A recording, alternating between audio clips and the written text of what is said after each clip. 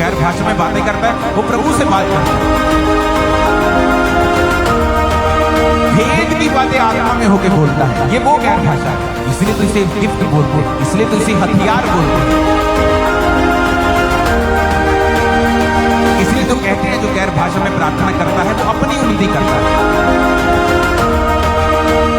विश्वासी का पहला काम है पवित्र आत्मा से भरना।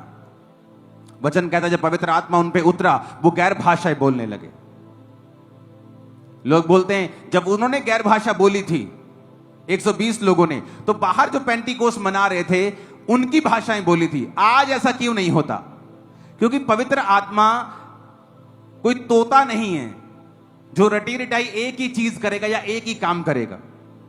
एक चर्च में मैं आपको बताता हूं पवित्र आत्मा की गैर भाषा किस लिए होती है। एक चर्च लगी हुई थी और एक बंदा चर्च में अटैक करने के लिए पास्टर के ऊपर आया और वो पब्लिक में बैठा हुआ था और वेट कर रहा था कि जब उठ के खड़े होंगे प्रार्थना करेंगे तो मैं जाऊंगा आगे। तो पास्टर ने कहा उठ जाओ, खड़े होकर प्रार्थना करेंगे। वो सब खड़े होकर प्रार्थना करने लगे और जब खड़े होकर प्रार्थना करने लगे एक औरत के ऊपर पवित्र आत्मा उतरा और वो गैर भाषा बोलने लगी। और वो जो आतंकवादी था वो हिंदी समझता था लेकिन था वो यहां का नहीं, वो दूर किसी और देश का था और उसकी अपनी एक भाषा थी। और जब वो औरत पर गैर भाषा उतरी वो गैर भाषा में उसकी भाषा में बोलने लगी। ये आदमी जो फलाना फलानी शर्ट डाल के चर्च में आया है ये पास्टर को मारने के लिए आया है, इसे पकड़ लिया जाए। वो डर गया, कहता है इन्नू की में पता लग गया यार मैं इथे आया। वो इतना डर गया कि उसने अपना जो विचार था मारने का वो छोड़ दिया। और बाद में मालूम हुआ जब उस औरत को बुलाया गया वो उसने अपनी गवाही दी कि मैं ऐसे ऐसे पास्टर को मारने के लिए आया था। और उस औरत को बुलाया गया, उस औरत को पूछा कि तेरे को ये भाषा आती है इसकी? कहती नहीं मेरे को इसकी भाषा नहीं आती। कहता तेरे को मेरी भाषा नहीं आती, तुम मेरे को कैसे बोल रही थी फिर कि ये फलाना हरा बंदा आया, इसका नाम ये मारने के लिए आया पास्टर को, इसके जेब में ये, तू कैसे बोल रही थी? कहती मेरे को नहीं पता, मेरे को पवित्र आत्मा की गैर भाषा उतरी और मैं बोलने लग गई। तो पवित्र आत्मा वचन कहता है जब आप पहला कुरिन्थियों 14 उसकी 2 आयत में पढ़ते हैं, जो अन्य भाषा में बातें करता है वह मनुष्यों से नहीं परंतु परमेश्वर से बातें करता है क्योंकि उसकी कोई नहीं समझता, क्योंकि वो भेद की बातें आत्मा में होकर बोलता है। पहली ये लाइन। दूसरी लाइन हम पढ़ेंगे 22 आयत को। इसलिए अन्य भाषाएं विश्वासियों के लिए नहीं परंतु अविश्वासियों के लिए चिन्ह है। अविश्वासियों के लिए चिन्ह है। हालेलुया। तो बाइबल कहती है पहली भाषा गैर भाषा जो होती है कई प्रकार की हैं। जैसे एक भाषा आप बोलते हैं जिस तरह पेंटिकोस के दिन बोली गई थी और वो कह रहे थे कि ये कैसे मेरी भाषा बोल रहे, अरे हिंदी बोल रहे और पंजाबी बोल रहे और भोजपुरी बोल रहे। जब पास जाकर देखा ना तो वो भोजपुरी है, ना वो हिंदी है, ना वो पंजाबी है।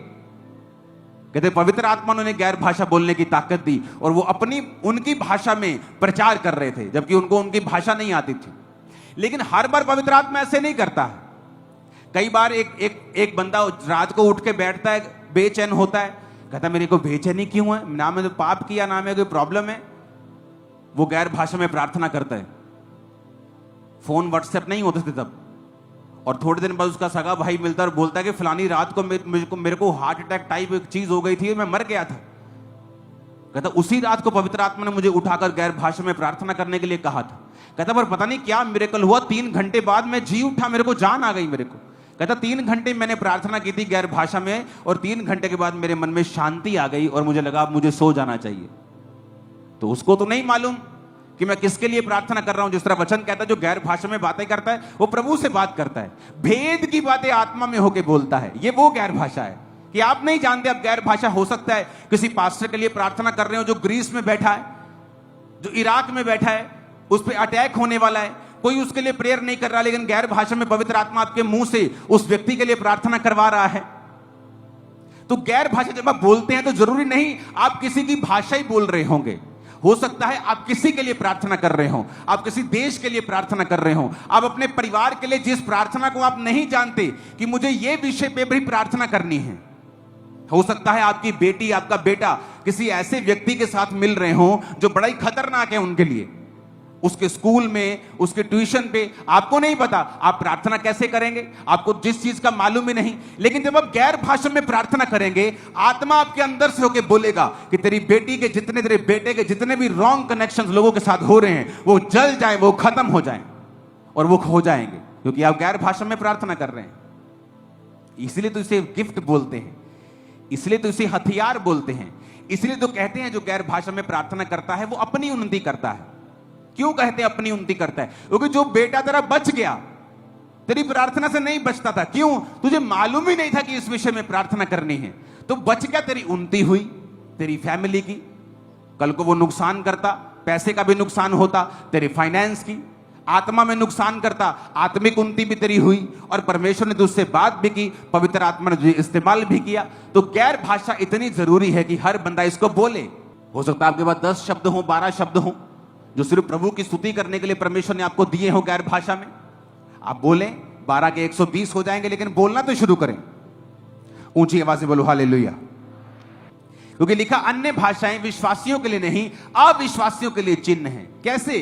अविश्वासी आतंकवादी आया और एक बहन उसके बारे में बोलने लगी, उसके लिए चिन्ह था।